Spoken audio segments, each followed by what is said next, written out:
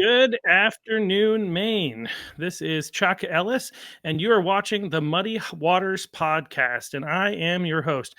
And the Muddy Waters Podcast exists to help the people of Maine better understand what's going on in the world of Maine politics and occasionally touching on national politics, especially when that affects what's going on here in the state of Maine. And I do that not by myself being the expert, as I say every time, but by bringing on the experts. And so today I'm fortunate to have Robert Bobby Charles joining the podcast. Thanks for coming on.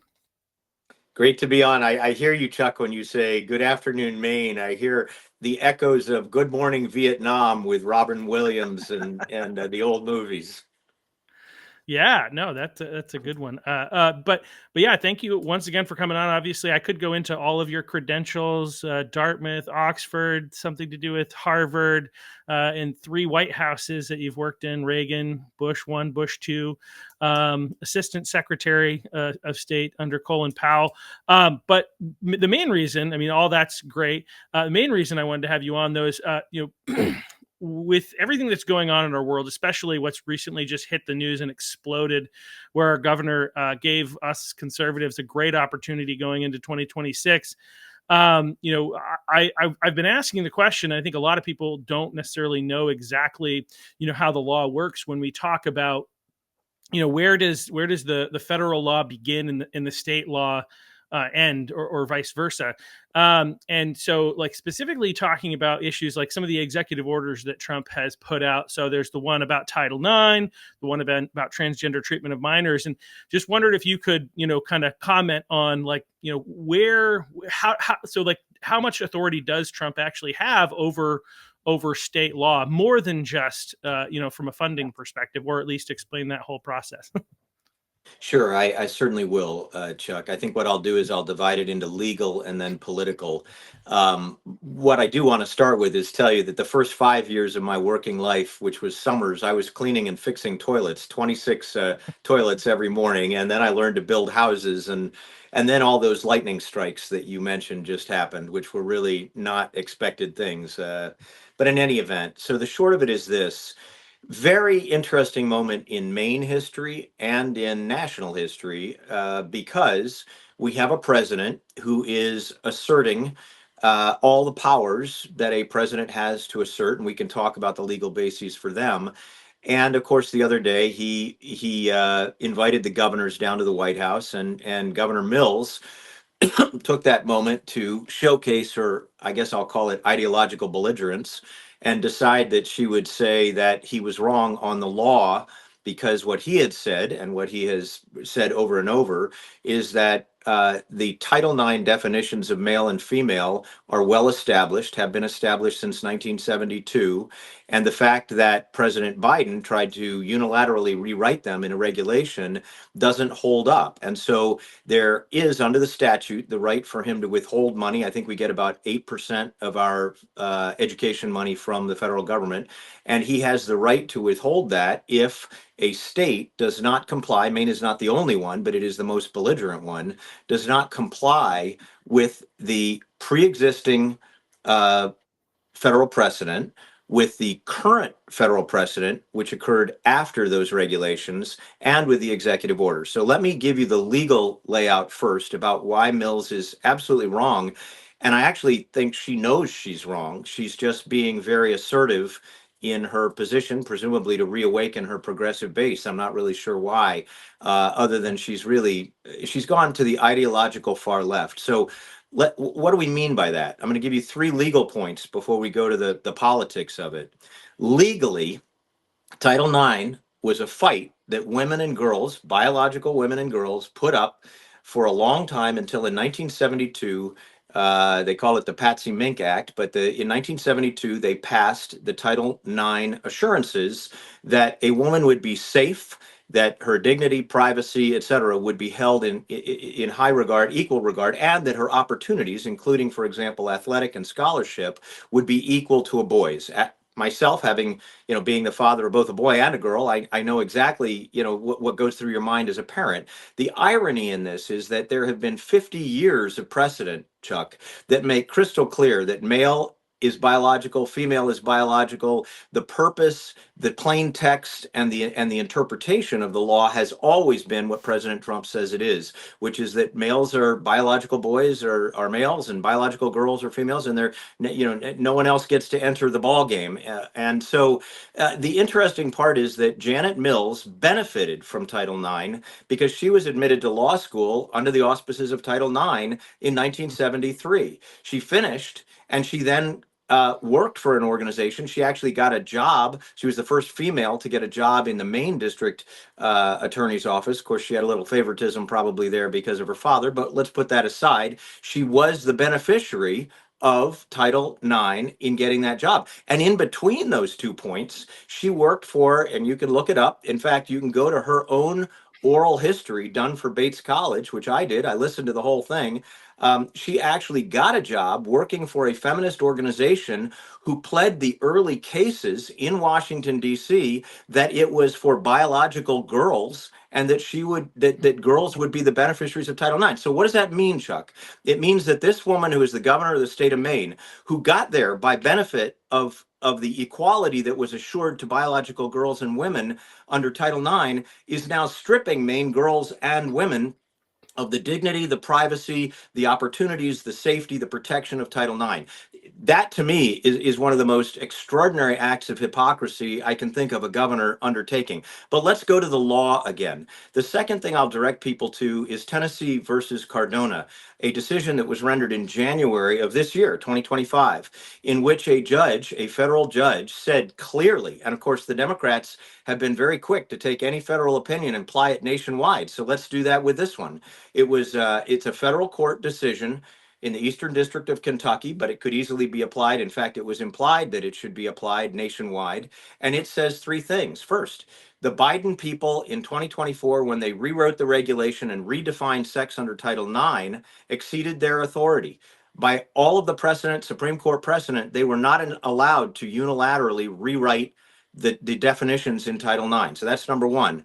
Number two, it chills free speech. It's unconstitutional. And the reason is that people have no idea, if we're going to have more than 2 sexes, then do we have 17? Do we have 32? We have 132? Right. So, and how many pronouns? I mean, my God, we'll probably start making up pronouns for things. People get fired for not even knowing. They already have. Yeah, there they you already go. have made those up. Like there you go. I've heard there's over 50 genders, and some of the pronouns I've heard are just like, are you kidding? Like zim, things like that. But continue. So, and to be quite honest, that federal judge said, without getting into those details, he said in a very clear opinion, it violates the free speech principles that we have long accorded and that Supreme Court opinion affirms. And then finally, he said this Biden regulation is arbitrary and capricious, which is a standard that makes it unconstitutional. So for 3 reasons, it is unconstitutional. I suspect very strongly that if it gets to the Supreme Court, it will just reaffirm again. But the existing standard today, based on 50 years of precedent and based on Tennessee versus Cardona, is that there is no right of Maine to step in and reinterpret, accept the Biden folks' opinions, just unilaterally redefining Title IX. It's illegal. It's unconstitutional, and it's clear. The last thing is there's an executive order that President Trump issued, an executive order. People say it isn't law. Of course, an executive order is law. It can be challenged in court as not being sufficient, not overriding a statute. But in this case, the statute is fully consistent with the executive order. What he says in the executive order perfectly applies to all of the Supreme Court cases and federal cases since 1972, which are in turn interpreting the Title IX statute. So Mills is wrong 7 ways from Sunday. And my opinion is, honestly, Chuck, she knows she's wrong. She may be ideological, but she's not stupid. And so why is she doing this? She is doing this, in my opinion, she knows she's wrong. She's stirring the kettle in order to stir up the progressive base, in order to raise money to run in a Senate race against Susan Collins. That's what I think she's doing. I think that's a really good possibility. I mean, but one of the things that I was thinking about in relation to this is it feels like, because there's also the Maine Human Rights Act to consider, right? And the Maine Human Rights Act obviously is in conflict with Title IX. And part of the question for me is like, if they do fall in line with Title IX, does that leave them open to lawsuit in the state of Maine because of the Maine Human Rights Act? And is that potentially where she's kind of stuck between a rock and a hard place? Not really. She's Okay. put herself in that position. The Well, reality definitely is, put herself there, but the well, but question is whether or not there's yeah, no, any. Would she legally, be able to be? Would they be able to be sued if they fall in line with Title IX based on the Maine Human Rights Act? That's the question I have. well, okay. So first thing, I'll repeat to you something a law professor once said to me. It costs you nothing to file a complaint. So the reality is, undoubtedly, there will be leftists in this state that sue the government for following what is 50 years of precedent, a recent federal case, and the executive order. But I will tell you, Chuck, that there are some cases, and I'm a big 10th Amendment guy. I prefer states' rights, okay, over Mhm. federal, being trampled on by the federal government. But that's not this case. There are some environments in which the supremacy clause, and this is one, clearly and for 50 years it's clearly been understood that the federal law as it relates to Title IX, which is a federal law, trumps the state law. And now let me explain why. When Title IX first came into existence, a lot of states favored the idea that boys should get more money. Football equipment is more expensive than field hockey equipment. That the football teams and the hockey teams, there was a very strong disposition that male sports should stay dominant. And so that it was litigated. And after all of those cases were decided, they were decided in a way that allows girls to have equal opportunity in sports and scholarships and all these other things. They literally had to put a couple of states out of business in terms of trying to be singular. Same way that we have civil rights. It's a Civil Rights Act, okay? It's the same way we have civil rights initially in the South, Chuck. A lot of states did not subscribe to the Eisenhower era civil rights laws or to the 1964 Civil Rights Act, and they were racist, okay? So what ultimately happened is the federal government came in and said, no, you cannot continue to be racist. And they said the same thing on Title IX. You cannot continue to be unequal in the rights that you give to girls and women in protection in all these other venues. It's not just education, it's also in hiring.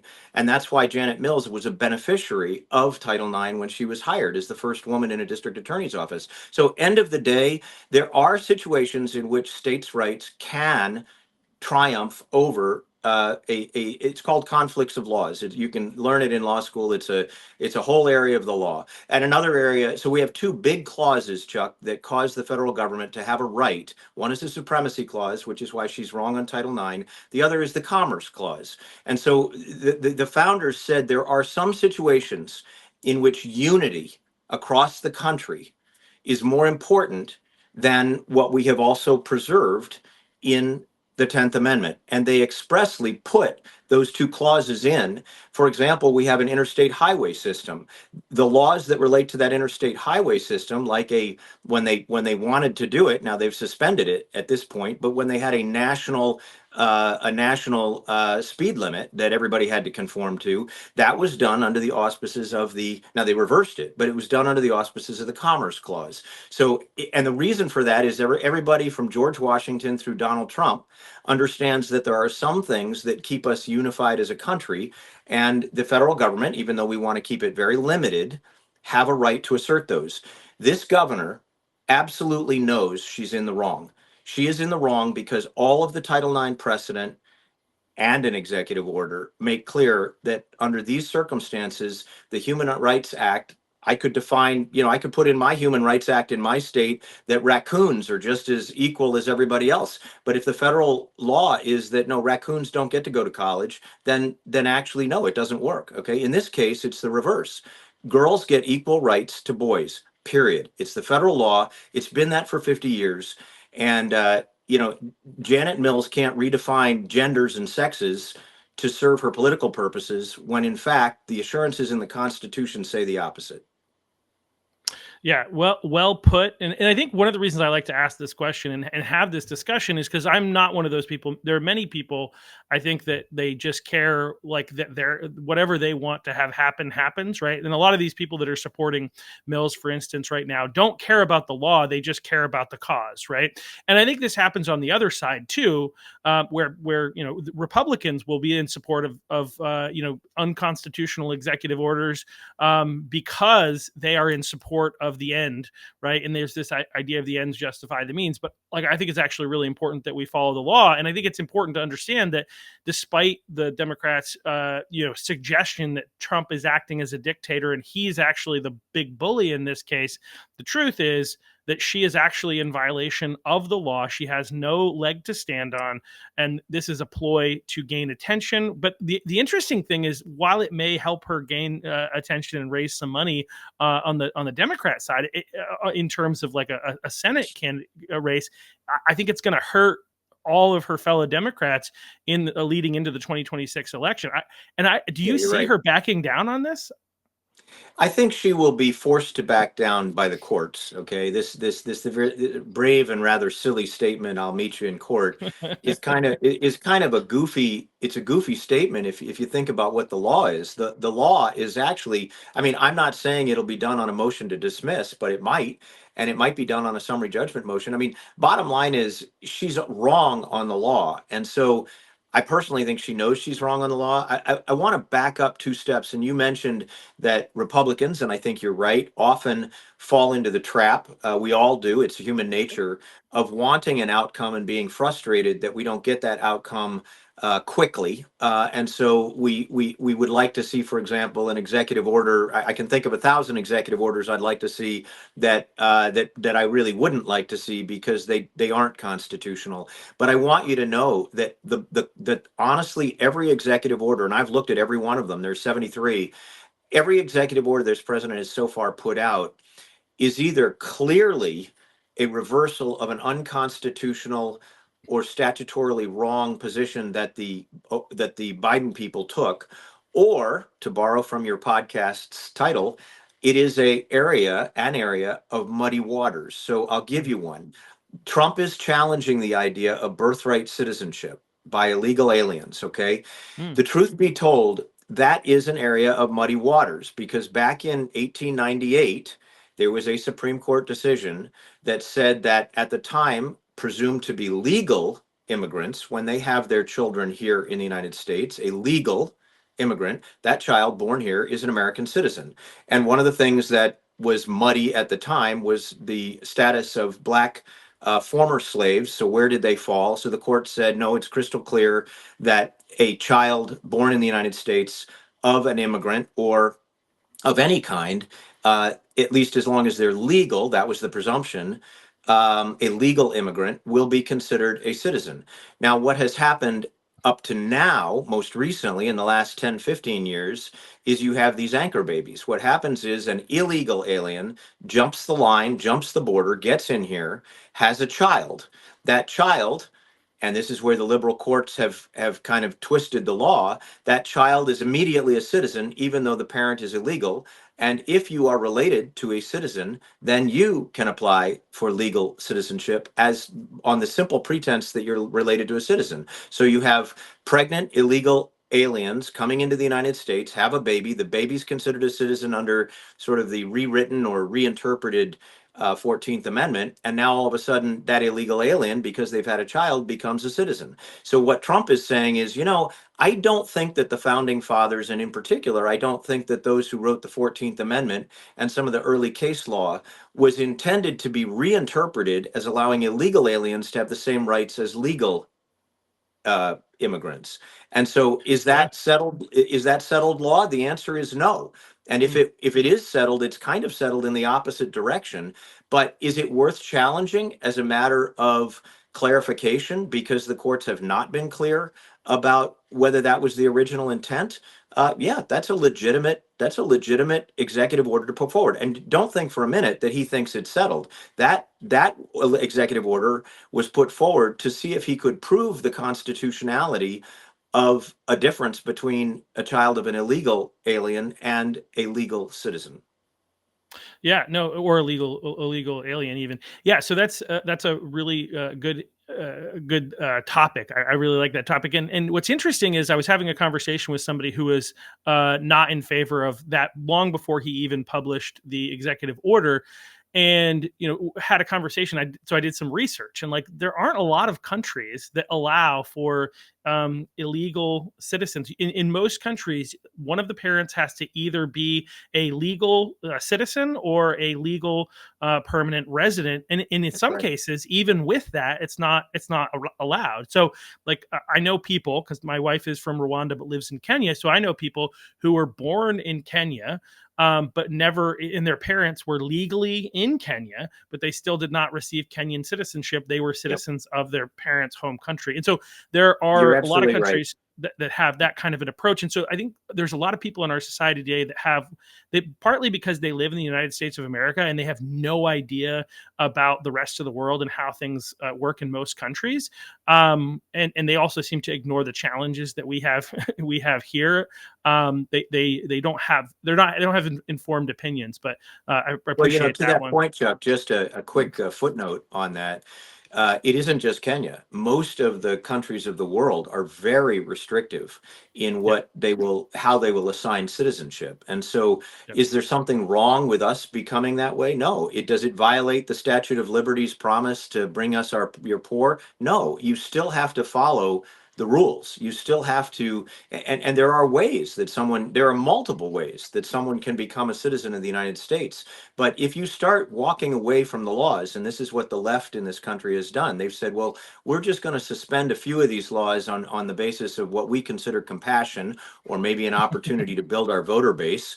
Particularly if you don't check IDs, and all of a sudden, golly, we seem to Yeah. have unusual turnouts here. But whatever their motivation is, they have justified, as you mentioned the phrase a minute ago, that somehow the ends justify the means, and that's not true. In a country where we abide law, rule of law either is or isn't. It either exists and you follow it, or it doesn't exist. Now, there are fuzzy, muddy places like the conflicts between state and federal law, and some of those are settled and some of those are not. But there are also international norms, and I'll give you another one, even though I'm taking you off topic here.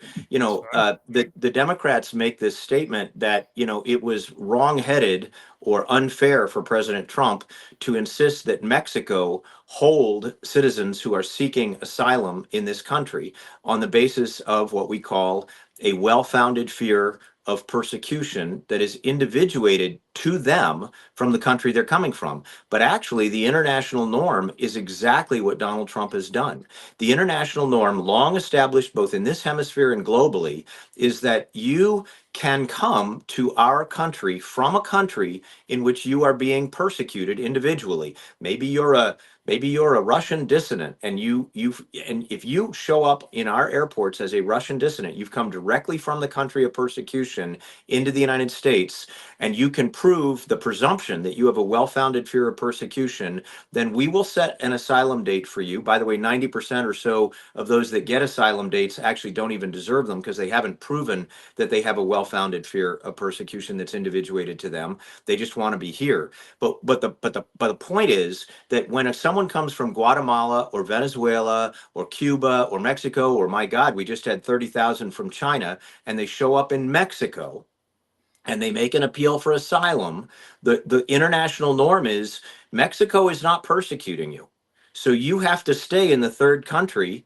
You have to stay in that country until such time as we adjudicate your asylum claim. You don't get to jump from a place where you're safe, claiming that you're unsafe, into our country just because you'd like to be here and get all the benefits of being here. So this again is where Trump has actually just taken us right back to the proper, long established international norm. But if you look at CNN or MSNBC or the Atlantic Monthly, what you're going to find is they say, oh, no, no, no, he's flipped the tables. The norm was that people get to come here into the country and run around the country for 2 years until they show up at an asylum. No, that is not the international norm.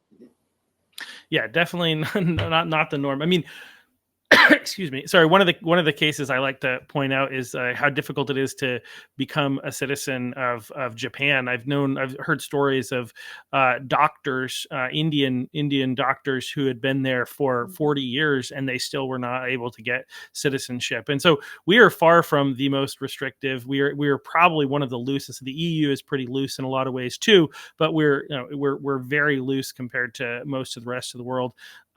Despite the potential risks that we have to have harm from some people from our people, and then also the economic risks of job loss, which some people don't believe is real, but I do think is.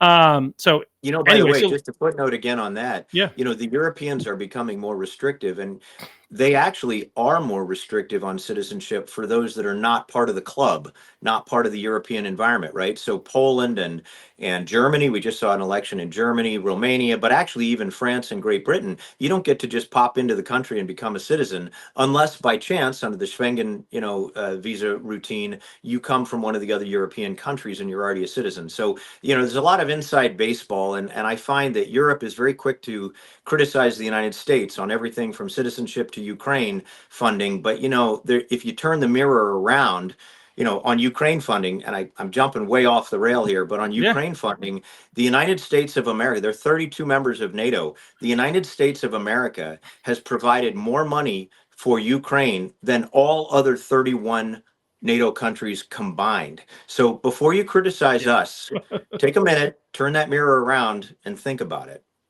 Well, not only are we paying more than our fair share in that situation, but we're also our economy is carrying their economy, right? The reality is that without us, they would have to make some real different real changes in how their world works, because it's funny, I've been following like investments for years, and I've been talking to people about how international would eventually pick up, and they've been talking about that for somewhere around 20 years. Most international was in Europe, and it continues, that portion continues from a stock market standpoint to underperform the US market by leaps and bounds.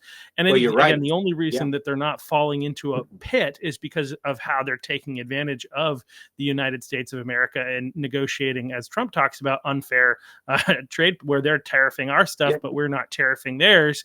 And Yeah. that helps their companies to be able to compete in the U.S. and ours not to be able to compete there. So anyway, that's a No, side note. you're, We could go further again, into that, but Chuck, you're absolutely right. And by the way, to bring it back to Maine for a minute, yeah. the truth be told, we have been put at a disadvantage, both Maine and the United States, vis-a-vis a lot of the European countries. And I think what Trump is doing on tariffs is exactly right.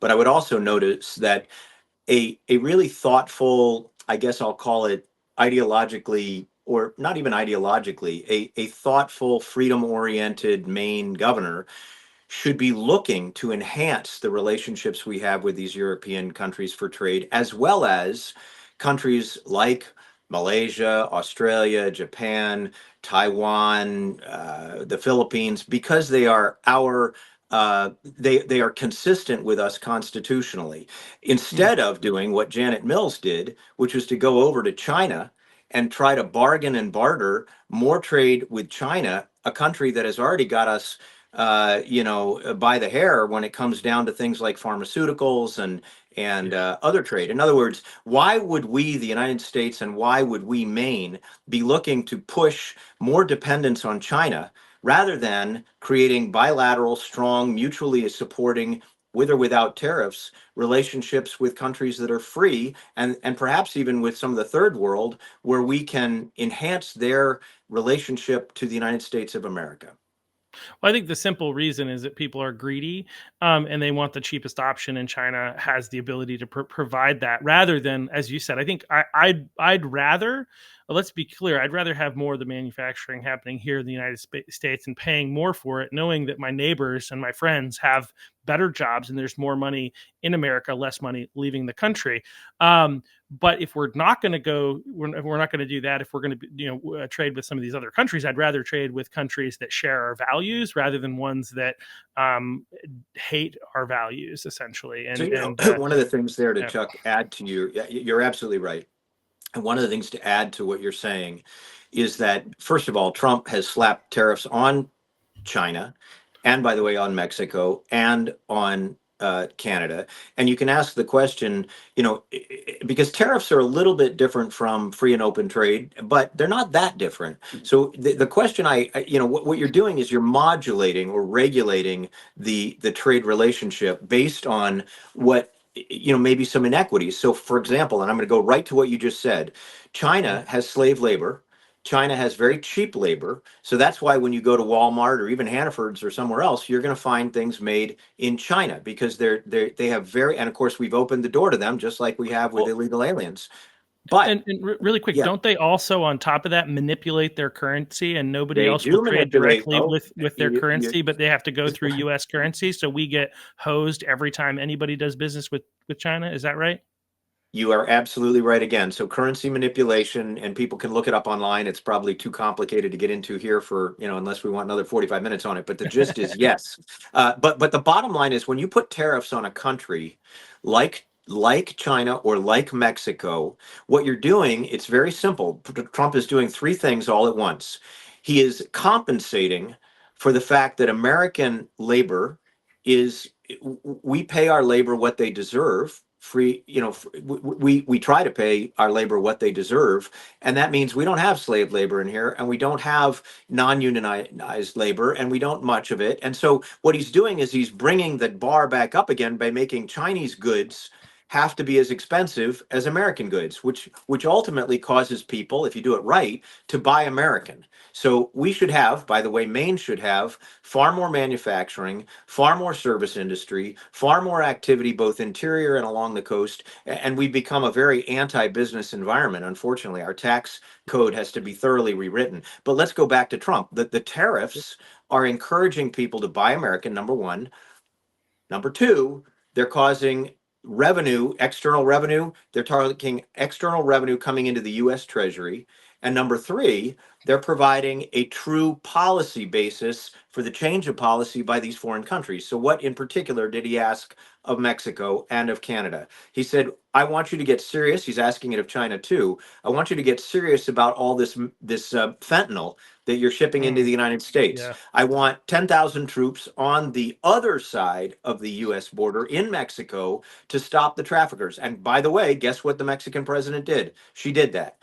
And then he said about Canada, I want you to make a priority of fentanyl so that it's not coming over the northern border to us. And Maine has the longest border of the northern states. And so what did Canada do? Well, let's just say moaning and groaning, they also created a fentanyl czar, and they've begun to coordinate with us. And I hear people saying, well, that was very unfair. There's only 43 pounds of fentanyl that came over the whole northern border, and there were 21,000 pounds that came over the southern border. And I say, well, let's talk about that. 43 pounds, just 2 milligrams of fentanyl will kill you.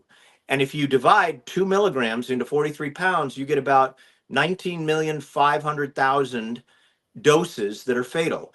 That 19 million, okay? That means you could kill the entire state of Maine 8 times over with the 43 pounds that came in. Is that serious? I would say, yeah, that's serious. That's affecting our public safety. And if you don't believe that, go to any town, any county of our 16 counties and look at what fentanyl is doing. I sit with these parents. I sit with these kids. And I'm going to tell you something. It's heartbreaking. And so is Trump right? Yes. And should the governor of Maine be supporting Trump on that? Yes. Is she? No.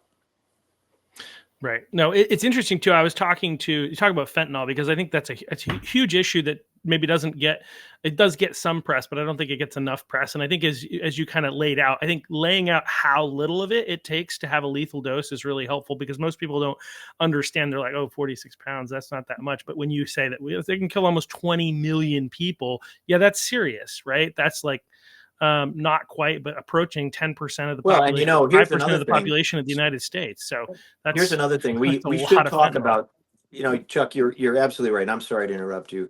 You're absolutely right. And we should be talking about all the drugs in the state of Maine. Virtually all the drugs in the state of Maine, except for this high potency Chinese marijuana, which does, by the way, sometimes get laced with fentanyl, which kills kids. These drugs in this state, we have never, I mean, let me just say it this way, which I periodically do at Lincoln Day dinners and whatnot. When I was growing up in this state, we had maybe five overdoses. And those five Yeah. overdoses would have been above the fold in the local newspaper, Bangor Daily News, Portland Press Herald, Sentinel, KJ. Last year in this state, we had 10,000 fatal and non-fatal overdoses. We lose between 40 and 70 children or kids a month in this state. And Janet Mills' response to that, we have only 350 residential beds for treatment in this state, in a state of 1.4 million. All these treatment facilities go down to Portland. I've gone down there. They're around the block looking for people waiting to get into treatment. Okay. So we have an environment in this state in which drugs are just ravaging the state. And Janet Mills' response to that, not effective treatment, instead cutting off law enforcement at the knees, recruiting, retention, morale at the pits for local, state police, and even DEA guys. I get a DEA brief every week. And instead, her answer, 20,000 units of narc. Oh, I think we might have lost Bobby for a moment here. Well, I'll wait until I'll see if he comes back on. But that it's crazy what is happening in the world of drugs in our country. Sorry, I'm going to start up Especially, again there. Are you oh, there? you're back and we're still live. But I was just going to say is like Are you there? one of the yeah. Can you hear me? You're good. I can hear you, but you can't hear me. Sorry, everybody. Technical difficulties. But what I was saying is about Narcan. One of the crazy things about what's going on in our state right now, as Bobby looks to get back on, is like that it's I think it's mandatory, or parents have to opt out to not have their children get trained in how to Narcan somebody. That's the state of what's going on in our world. Is that our teenagers are getting trained by the state on how to Narcan somebody because of how much we've got going on Yeah. with drugs. And so, So I'm sorry continue, to have Bobby.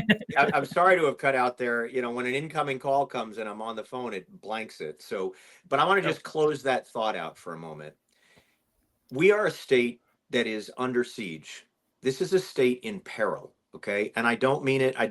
Politics is one thing and it's, you know, everybody's climbing a ladder somewhere. But the reality is, this is a state in distress. And if I were to pick the number one issue, it is public safety. We've got economic yeah. issues, overspending, overtaxing. We've got an education system that's in collapse. But if you don't have public safety, you don't have anything. And to put 20,000 units of Narcan into the schools and out there, to then cripple law enforcement so they cannot stop tinted windows coming up over, you know, out of Lawrence and Lowell into Maine on 95, not to have a priority on the northern border, to believe that all this stuff is secondary. It's not secondary, it's primary. Right where I live, within eyeshot of where I live, homes are being broken into by people who are either on drugs or getting money for drugs. And why? Because 85% of the crime in the state is flow down from the drug issue. And it is the wrong Yeah. answer to legalize. It is the wrong answer to hand out needles. It is the wrong answer to criticize law enforcement. The right answer, I mean, we don't have to sit here and admire the problem. The right answer is to properly upfund and give authorities back to local and state law enforcement, and to give DEA more authority here to work with us, and to encourage the federal government to support us, not to cut us off, but to support us. And then ultimately to try to re-empower law enforcement in this state so that they have the tools that they need to get the job done. And then to set up effective drug treatment and to get drug prevention back into the school systems again. Look, when I was growing up here, we started with the Pledge of Allegiance. I think that's a great idea. And then we had programs like Partnership for a Drug-Free America, Dare America. They taught you, stay away from these drugs because they will hurt you. They will eclipse your future. They will ruin your dreams, okay? And the bottom line is, those drugs were probably 25 times less potent than the drugs that we have on the street today. So can we get this back under control? Yes, we can. Within 24 months, we could get organized crime out of this state. But you have to turn the state red in order to do that, because obviously these Democrats, if I can just, you know, speak a little Greek here, they don't give a damn. Okay, they don't give a damn. If you No. gave a damn, Yeah. if you gave a damn, you would be helping our kids. You would be helping law enforcement. You wouldn't be crippling them. Yeah, if you talk to law enforcement, some of them will say it on the record, some of them off the record, but they aren't arresting as many people because they know that they don't have the support of the DAs. That's the reality. Like I was going to ask you, like, because like one of the claims, and maybe you can speak a little bit to this. One of the claims that I hear from some of my Democrat friends when I'm talking about some of these things is that that crime statistics are down. You know, And I if one of the beautiful things about the English language is if you define away crime, if you define it as not crime, then it's not crime, right?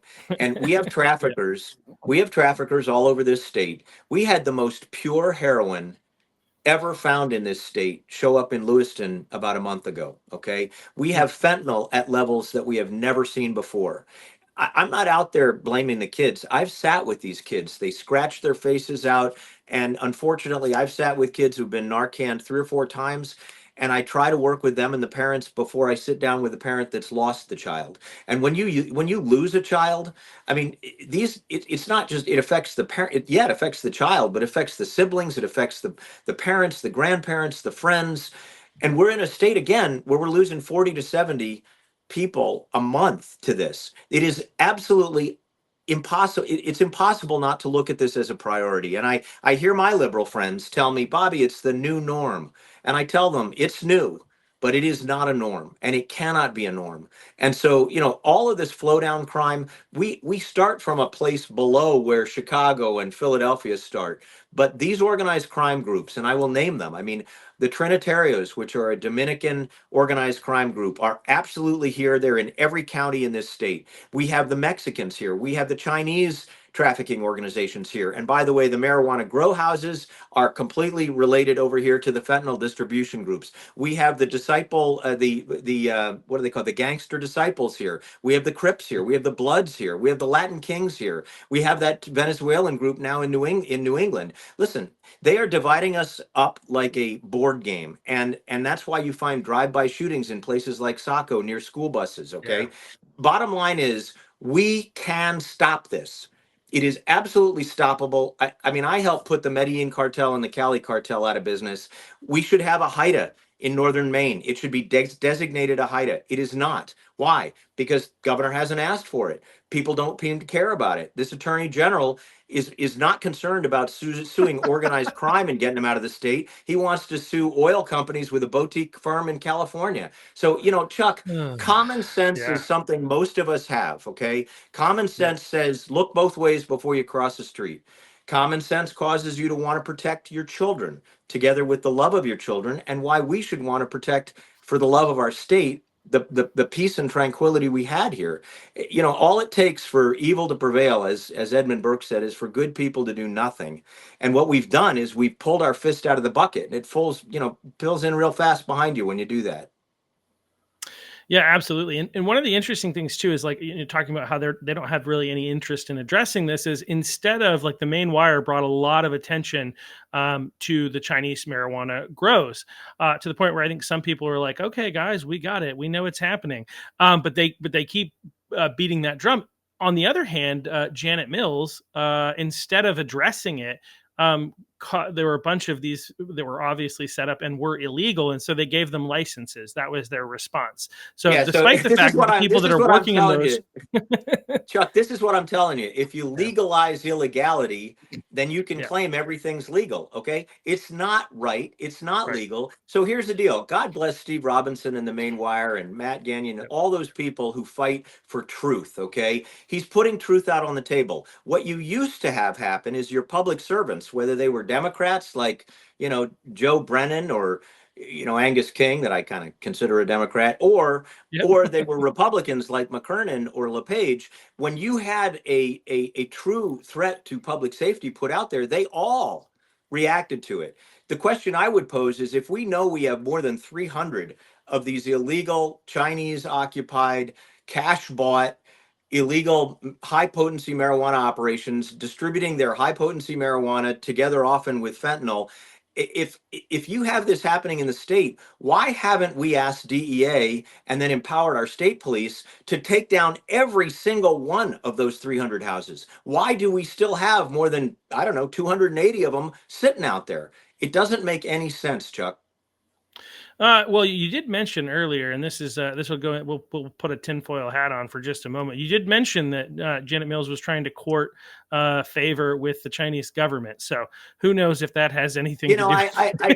I will pull my Chinese, I'll pull my tinfoil hat off there. I don't really buy that, but I do buy this. I do buy that, again, if you look away from a problem because it's easier to look away from it, Yeah, then it's only going to grow. You know, if you allow a weed garden to go untended, it will grow more weeds, and it'll eventually put out, you won't grow the crops you were going to grow. And so, you know, what we've got is public safety issues here are or should be, in my view, number one, because we have a government, a Democrat one party government, House control, Senate control, governor control, you know, all our constitutional officers, Democrats. And what they've done, I guess I'll put it to you differently. In my opinion, they own all these problems. They own absolutely. the fact Yep. that we have fentanyl overdoses like we've never seen in the history of the state. Yep. They own the fact that we don't have enough treatment that's effective. They own the fact that parents have nowhere to go when their kids are in peril. They own the fact that we had an education system that in my youth was number one or number two in the country and is now number 50, dead last in the Yep. country. The Democrats own that. Okay. They have taken out the things that were good and put in place of them things that most Mainers don't even know are there. And that are bad. And so, you know, and meanwhile, we've got, you know, just to give you one more bone of contention in my book, 7 years ago, this state had a budget of $6.8 billion. Today it's 11.7, 6.8 to 11.7, which means you're doubling taxes. Now, what was I asleep or something when the state doubled in size? I don't think the state doubled in size. I don't think there's any excuse for doubling the tax burden on Mainers who make a per capita income of $42,000. We cannot afford any more taxes. Chuck, Right. we have to Yeah. start thinking as if we are the everyday people because some of us are the everyday people. We don't have, you know, the luxury of imagining we have a permanent salary with the government to do whatever we want to do. No, we are actually, you know, raising kids, working every day, trying to make ends meet, trying to pay for rent, a rental place or a home mortgage. It's incredibly difficult. And that's why, you know, 60% of those under the age of 35 in the state of Maine are living with their parents. And at the same time, uh, are working. Most of them are working. Yep. They're trying to work. And so, you know, it just doesn't make sense to me that we are kind of saying it's okay for the state to go to hell in a rocket ship. It's not okay. Right. No, and I agree. It's like everything that's going on is insane. What the Democrats are basically saying to you is similar to what they said at my wasn't a city council meeting. It was a candidate night because I was running, and we had all the candidates that had the potential to represent Westbrook from city council all the way up to state senate came in, and one of the people, my opponent actually, who used to be on the school committee, she actually technically still was up until the election, basically got up there because a lot of people were frustrated about taxes and said, "Oh, yeah, no, we are doing everything we can. You just don't understand. These things need to be funded. We can't spend any less money. There's nothing that we can do. Just trust us. We're doing everything we can." And then at the You same know, time, they're trying to pull the wool over our eyes and make us not believe what we can obviously see. We know, for yeah, instance, that boys are boys and girls are girls. We know that our education sure do. system, even if they try to pretend that, oh, we can't trust the standardized test. Well, we see the kids, we engage the postgraduates. I have had managed, some of them. And like the reality is they are not there. It's obvious to anybody who's paying attention that they are not where they need to be. And this is not on them. It's on the education system. You know, let And me with, take a with minute. crime, we also know Yeah. that crime is far worse than they're trying to pretend it is. So they want to pull the wool over our eyes, but we see what we see. Go No, ahead. you're Sorry. you're absolutely right. And by the way, Chuck, it's not just in Maine. You know, the FBI statistics report lower crime in Maine and around the country. But what they discovered is a lot of the Democrat cities and states were underreporting the crime that the FBI then in turn re-reported. So I want to take a word, just a moment on education because you raised it. You know, and I'll make this a little bit personal. I come from a family of teachers. My mother taught for 40 years at Monmouth. I have a brother who teaches math. I have a sister who teaches. I have aunts and grandmother who taught. and I've taught a little bit, not in the public schools, but I've taught. And I'm going to tell you something. My father never got through college. The state of Maine, and I was just in public schools. The state of Maine gave me an education with 4 years of math and 4 years of science. We used to have earth science and biology and chemistry and physics. They gave me English for 4 years. They actually gave me Maine history for 1 year. It used to be a requirement. We got a foreign language. And so when I finished, again, a lightning strike just by scholarships and loans and work. I was able to go to Dartmouth College. Do you think for 1 minute that I would have survived among all the moneyed kids at Dartmouth College if I hadn't had a good Maine public education behind me? No, I wouldn't have. And that in that era, we were in the top five year after year for what they called fourth grade math and eighth grade math, and then fourth and eighth grade reading. They did these national tests, which they still do. And today, not only is Maine number 50 out of 50, but our fourth graders, 70% of the fourth graders in Maine public schools cannot read up to level. That's not excusable, okay? I read the other day that the majority of Maine high school kids that graduate, you just lower the standards and then they get to graduate with all their woke activist ideas, okay? Literally, a majority of those who finish high school today in Maine have not read one of the classics from front to back. They have not read a book from beginning to end. Okay. Now, how are we? And then I'm gonna break it apart one more time. When I was growing up, we had what you call SHOP, industrial arts, Mm, yep. vocational technical training. Every high school had it. So if you wanted to learn how to weld, or you wanted to learn how to work under the hood of a car and figure out what a distributor cap was or how rocker arm covers worked, which I did, and I didn't do it in school, I did it out of school for work. But if you wanted to learn that stuff in school, carpentry or all of the trades, plumbing, okay, you could get it in the Maine school system. And some people would prefer to work with their hands and work outdoors and work on things that you know what, we've stripped all of that out of the schools. Okay, yes, there are regional centers, yes, you can find a way to do it, but the reality is and why do you think it costs so much to build a home in the state of Maine? Beyond the Biden inflation, we don't have the trades. We had the trades. We should be encouraging the trades. We should make it well-paid jobs for the trades. We're not doing that anymore, Chuck. And so, at a Yeah. certain Well, point in they're time, well paid. The trades are largely well paid, but we're not getting kids who want we to do don't have them enough. We don't have because of the enough. way in which I would blame things like SEL, this like socio-emotional learning, which really is Yes. regressive rather than progressive. These kids Yep. are not developing the healthy coping mechanisms where they can deal with difficult situations. Well, guess what? You have to be able to do if you're going to work in the trades. You have to have thick skin. But instead, we're raising soft children who can't handle a little bit of criticism because it makes them feel bad. And if they feel bad, then we have to go through all these things and like basically cater to them. And it's just, So you know what, Chuck? I You are care. Yeah. you are But raising such a good point, and I've gone back and looked at the curriculum, and there's some great people out there. I mean, I appreciate Heidi Sampson and everything she does. I appreciate what the Maine Policy Institute does. They did a great study. People should go look at that. I appreciate what people like Garrett Mason are doing. I appreciate what Laurel Libby's doing. We've got a lot of powerhouses in this state. We have some really strong, thoughtful people looking at education, looking at voter ID, et cetera. But if you look just for a minute at education, I went back through the whole curriculum for what they consider the standard curriculum in this state.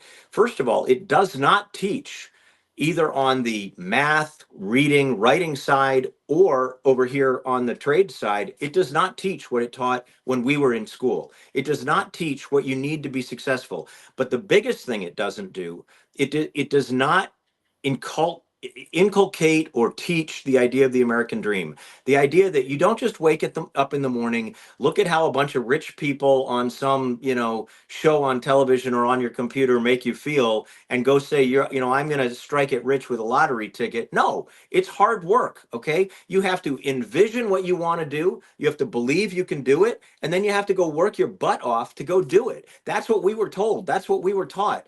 And one of the blessings of my life is that we were taught, I'm in a generation where we were taught by the World War II vets, the Korean War vets, and the Vietnam era vets.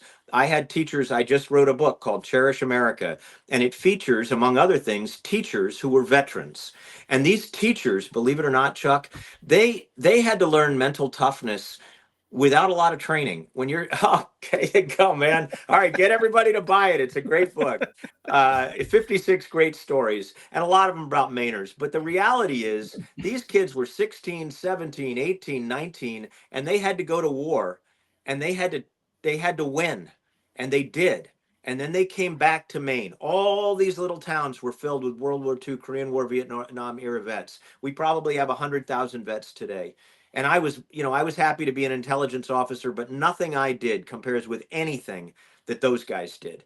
I mean, they were in the worst of the worst. And Mm, and and so I yep. look at it and I say, we should be teaching mental toughness. We should be Yep. teaching self-reliance. We should be teaching confidence and optimism, not the idea that we're in a grievance culture where if you don't like something, you can blame somebody or make an excuse. And so that Everybody's a again comes victim. back to us. Okay, it comes back to our teachers, our local leadership, our parenting. It comes back to our governor. It comes back to modeling the kind of behavior you want to see these kids follow. You do that, and we will be one of the strongest states again, and we'll be a model for the country. Yeah, no, appreciate. Yeah, no, I absolutely 100% agree. Toughness is what we need out of our kids. Toughness and problem solving, and they need to be proficient.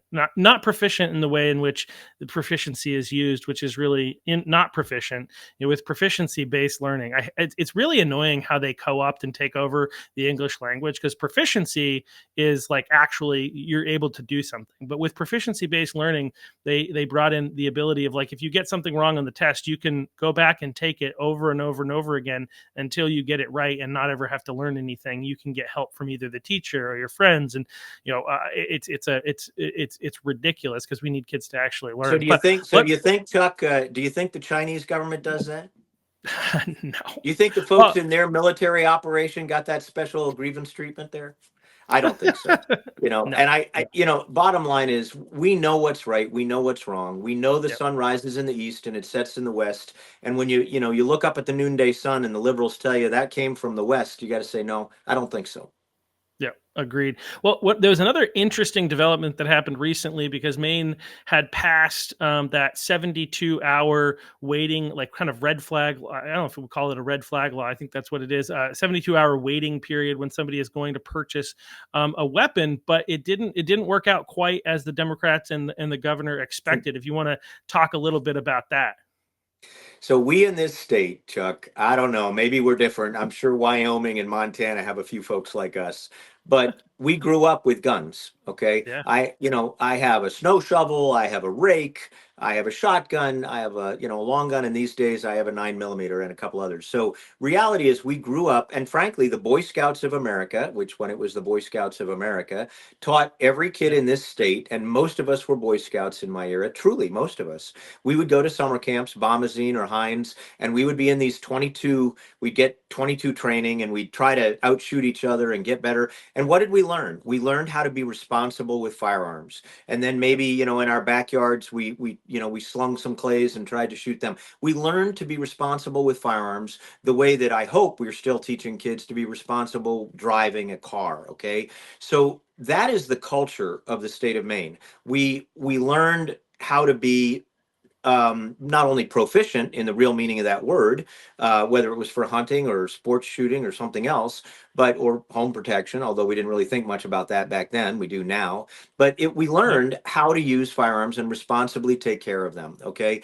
So along comes the state legislature, dominated by Democrats for most of the last 30 years, and they have been gobbling up pieces of the Second Amendment, and then they've been slapped back by the Supreme Court again and again. Heller ruling, Bruin ruling, we could talk about all those, but gradually they still keep coming after us. Freedom continues to be assaulted and probably always will be until you push back. So what happened is that citizens in this state, both firearms sellers and owners, pushed back on this Maine state law that said, we're going to clip your wings in a whole bunch of ways. And one of the ways we're going to clip your wings is we're going to tell you that you have a 72-hour waiting period above and beyond the FBI background check, which occurs when you buy a firearm in the state of Maine. So unlike me, where I've gone in and done my background check and just made my purchase and walked out with my gun, people were being told they can't do that.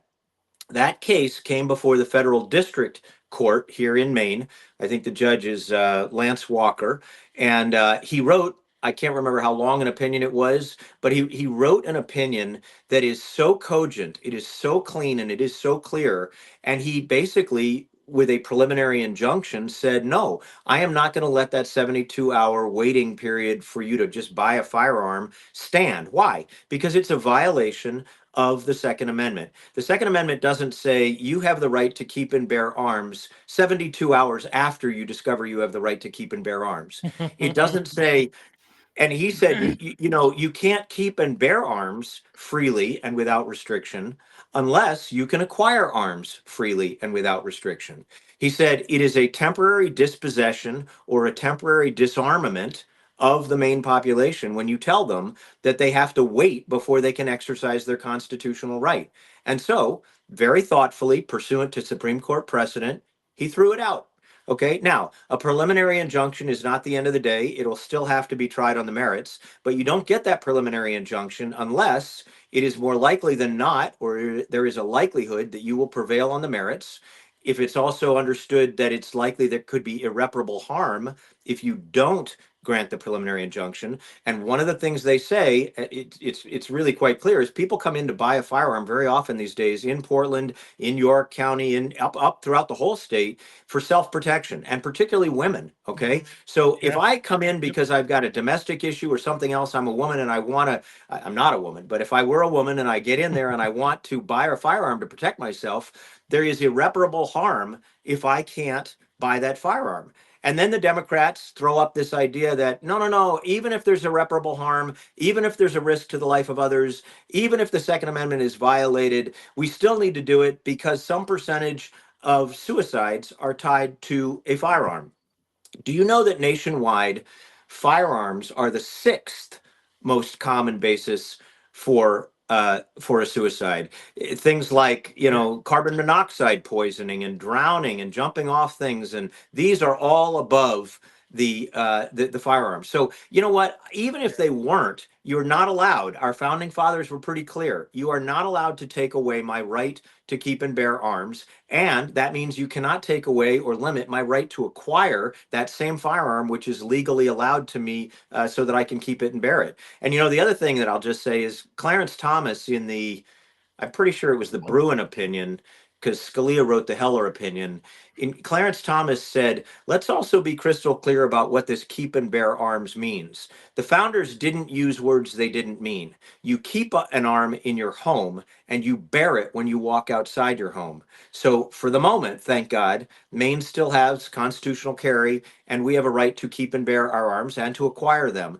And this judge said, no, you can't limit that. But don't think for a minute, the Democrats aren't looking to try to pass a red flag law. We've got yellow now. They're trying to clip this right every way they can. And I come back to, I think what we ought to do is have NRA safe hunter training for all of the kids in Maine who want it, and it ought to go north to south. I got it when I was 12 years old, and frankly, I'm a better person for it. I try very hard not to make stupid mistakes when I'm driving a car and when I'm handling a firearm. So yeah, it's a very important decision. It happens to come out of Maine, but I think it will probably go to the Supreme Court and he'll be affirmed.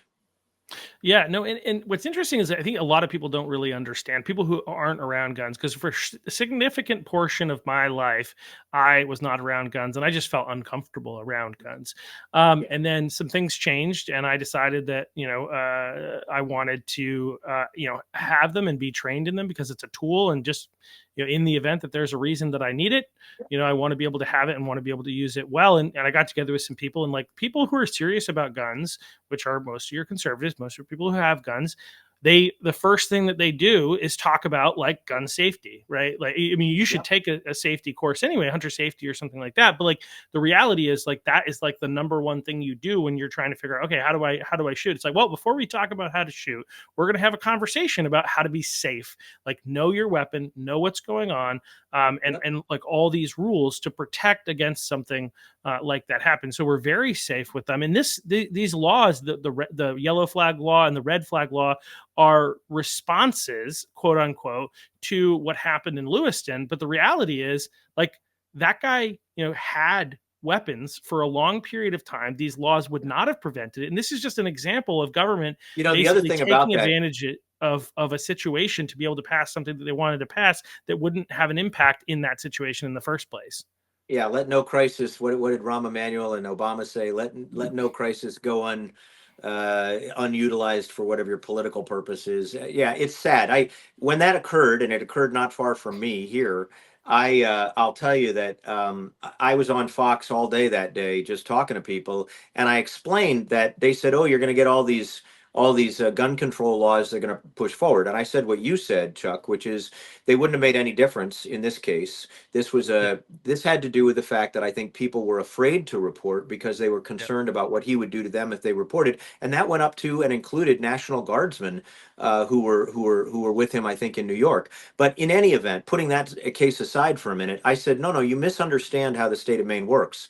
Within 5 miles of where I sit, there are probably 1,000 people who have taken out their shotgun or their 9mm, and they're just ready in case any bad thing would happen. This Second Amendment is doubly important in an environment where we cannot get police on site, for an hour because there are insufficient number of patrols. We cannot depend on anybody but ourselves.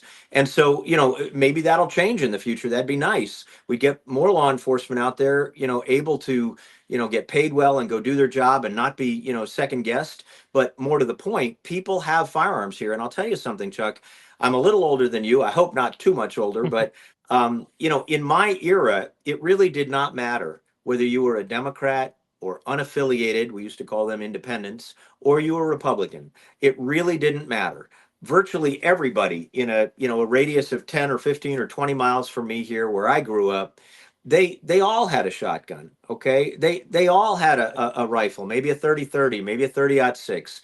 Did they get a deer every year? No. Did they always go out? No.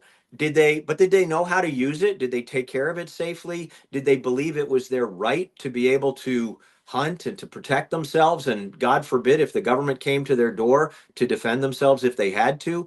Of course, they all did. And so it didn't really matter. Democrats, I mean, I'm not going to name them, but name Democrats who are alive today. If you asked them, do you own a firearm?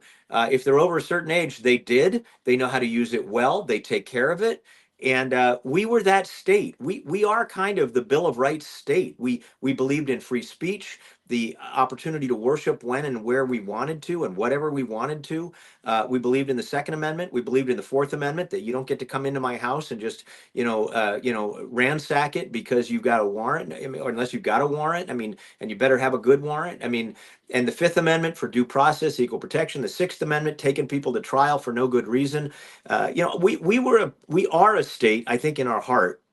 I would actually like to believe 85% of us still believe the Bill of Rights are paramount. We believe that what the founders wrote, they meant. We believe the Supreme Court, even if you don't like some of their decisions, that they are an institution that puts the law above people, and we therefore have to listen and abide those institutions. And I think they expect that our governor and our attorney general and our legislators are going to share those basic sensibilities with us. And I think the shock of it is, Chuck, that a lot of those legislators on the Democrat side do not share those sensibilities with us. And I guess shame on us. We need to pay closer attention and flip this state red in 26. We absolutely do.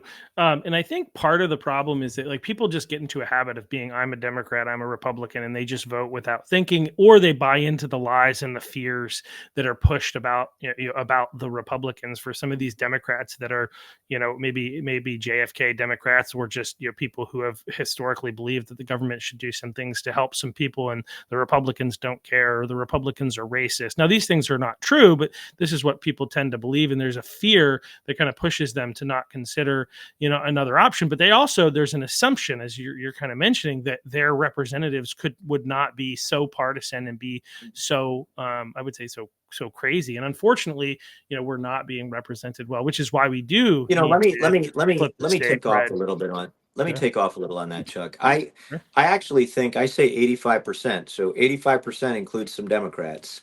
Yeah. I Quite a few. believe that yeah, quite a few. I think we are a state that like to consider ourselves the reasonable man and the reasonable woman.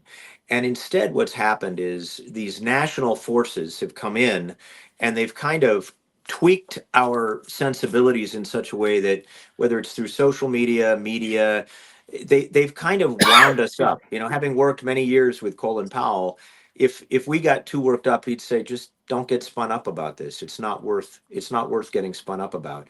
And what we've had happen here is a lot of this California leftism has been, and New York and Boston has been imported into Maine, and they've encouraged us to not trust our neighbor, not go back to those sensibilities, call them Norman Rockwell American sensibilities, and instead to get spun up and to blame each other for things. So I'll just tell you, it's an unhealthy way to look at things. It's not the way Ronald Reagan looked at things. It's not the way Donald Trump looks at things. By and large, he's an optimist. He wants to believe there are solutions to problems and that there are common solutions. So let's just take the top 3 or 4 things we've talked about, okay? Public safety. I believe most Democrats do want the supply of fentanyl and heroin and cocaine and heroin or cocaine, heroin, meth, crack. They want it out of the state. They don't want it in the state.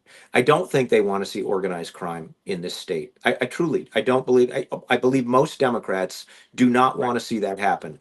And so let's talk about that instead of pretending that there isn't a common point. I think most of them want to see their kids, their grandkids, their educational system produce kids that later become successful in life.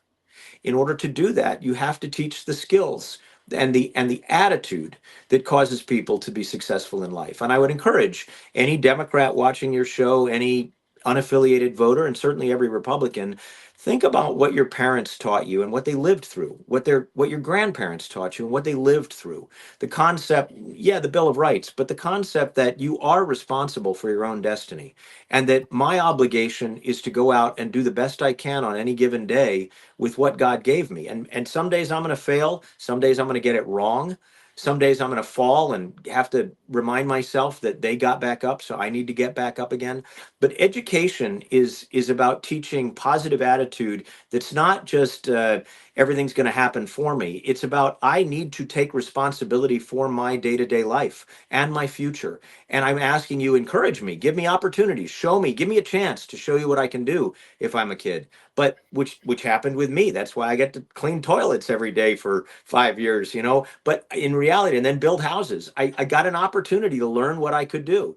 We need to teach those kids to believe in themselves and to believe in the future, and of course, maybe along the way to have some faith in God. But the reality is, we have opportunities here that we're missing. So education is another common ground. Another common ground is being able to pay your taxes. We're the number one property tax state in the country. We've got the number Yeah. 4 tax burden in the country. And as I mentioned a minute ago, our budget has almost doubled in 7 or 8 years.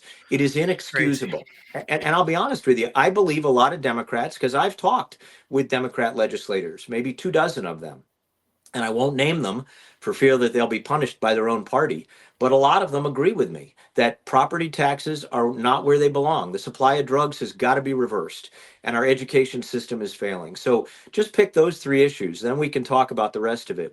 We're in a state right now where we've been convinced by the national media who's been imported here. We've been convinced to believe that we are more against each other than in favor of each other or in common with each other. And I'm going to tell you, most Mainers have more in common with other Mainers than they do with anybody else in the country. And most Americans have more in common with Americans than they do with anybody else in the country. And that goes from the left to the right. There are always going to be extremes over there and extremes over here. Yep. But the bulk of us are in the 85% who know common sense. And Chuck, we just got to get back to that. Yeah, I might agree with 75, but I think what maybe even 80. Actually, there was a poll recently. I appreciate your optimism as always, but there was a poll recently. I think that Fox News put out when Laurel was on this morning, and Representative Laura Libby, and it showed that like 79% of Americans, for instance, were against biological males competing in women's sports. Yeah. So I think you might not be far off in some of these categories. But yeah, I think and I think there's hope. I think it's partly how we have that civil discourse. It's something I talk about in this podcast a lot. Is like, how do we get out there and we change it? Yeah, we've got to win in 2026. How we do that is by having conversations, sharing conversations like these with your friends. We're going to have shorts come out of this video. You're going to be able to share those with your friends, and this podcast is on just about every platform you can find a podcast on. And then also, like, between Instagram here, TikTok, and Facebook, shorts are going to appear there. You can take those, share them to where your friends get media and information, and help people to see that there is actually a reasonable approach to policy, and politics that's coming from not the left, but the right at this point. So vote red, 2026. Before we go, Bobby, there was an article that came out of the main wire this morning, speculating on potential people who might be running for governor in 2026, which is a big thing that's coming up. And one of the people whose names was on that list is speculated potential 2026 gubernatorial candidates for the Republican Party was one Robert Charles.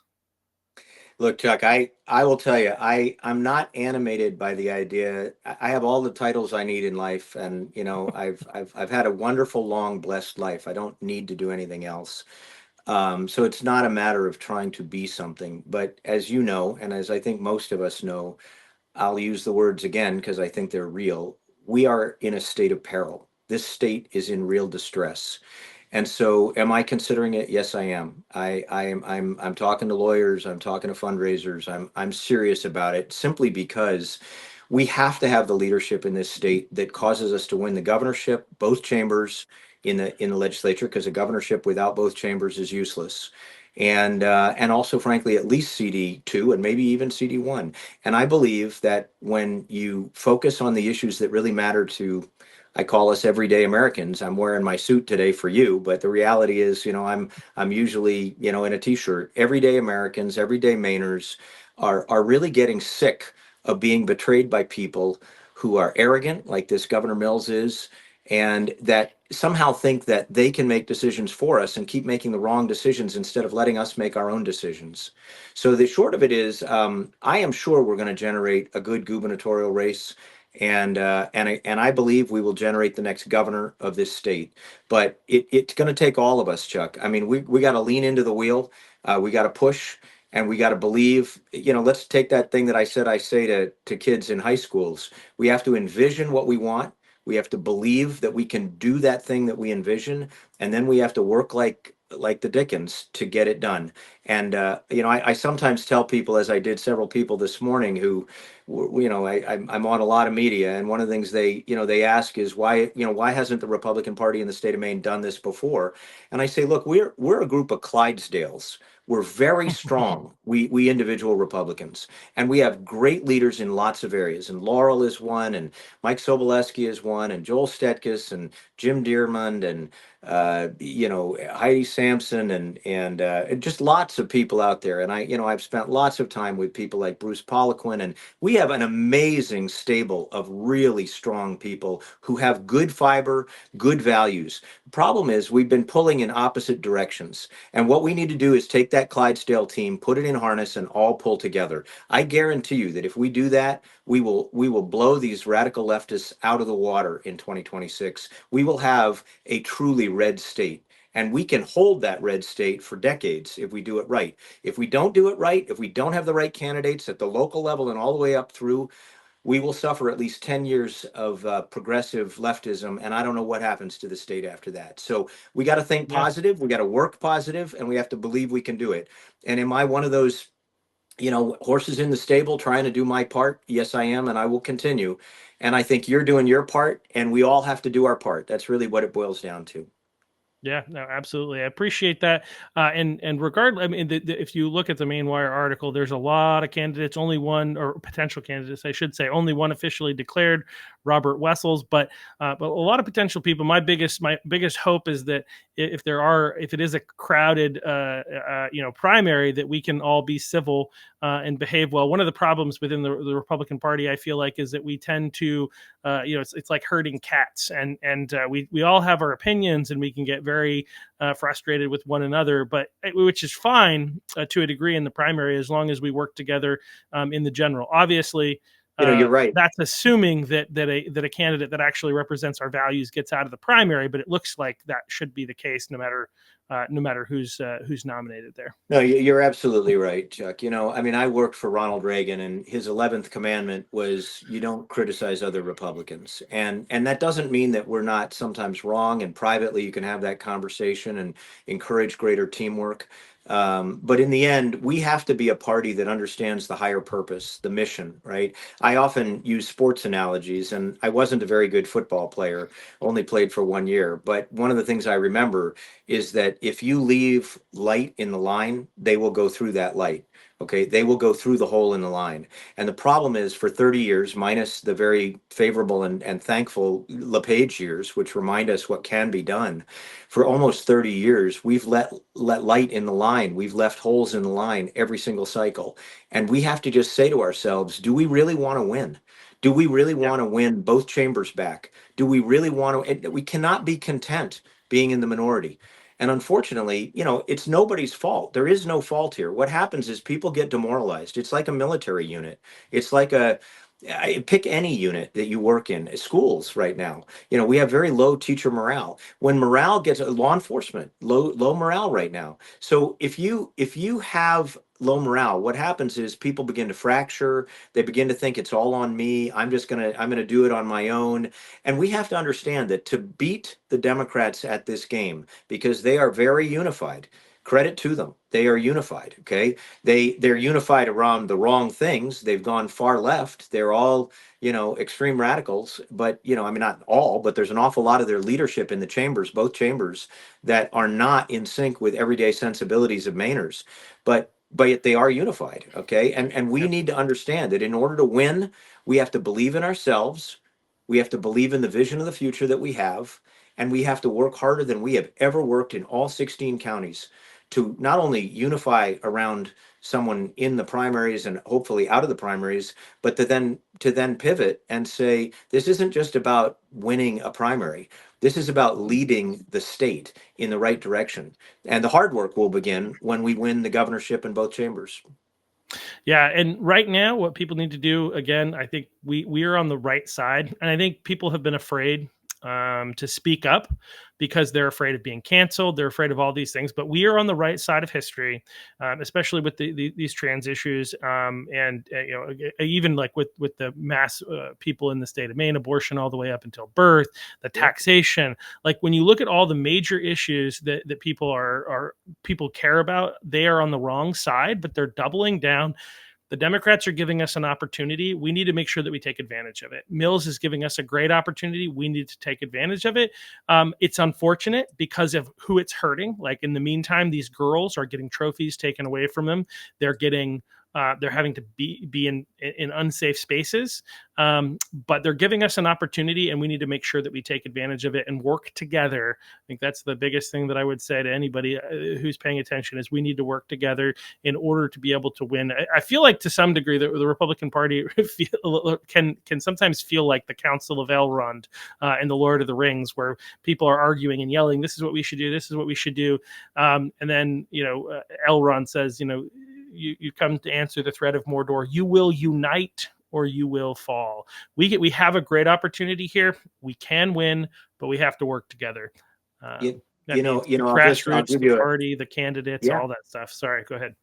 I'll just give you a closeout thought. And Yeah. again, I spent 10 years as an intelligence officer in the Navy, and I learned far more than I contributed. And what did I learn? You have to approach anything that really matters in life.